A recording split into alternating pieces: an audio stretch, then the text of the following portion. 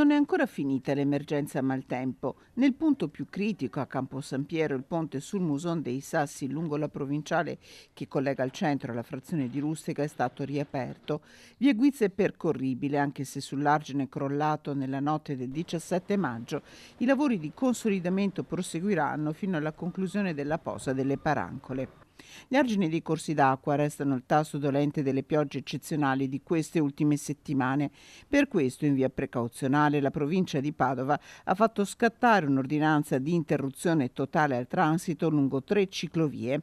Il percorso del Muson dei Sassi, 26 km di collegamento da Ponte Vigodarzere a Castelfranco Veneto, l'itinerario del Brenta nel tratto compreso tra Piazzola, Grantorto e Fontaniva e nella bassa padovana l'intero anello delle città murate, 70 km nel Montagnanese lungo il Frattagorzone e il Frassine. Le chiusure servono a permettere le operazioni di regimazione delle acque e ad agevolare la messa in sicurezza degli argini e dureranno fino al ritorno dei normali livelli dei corsi d'acqua.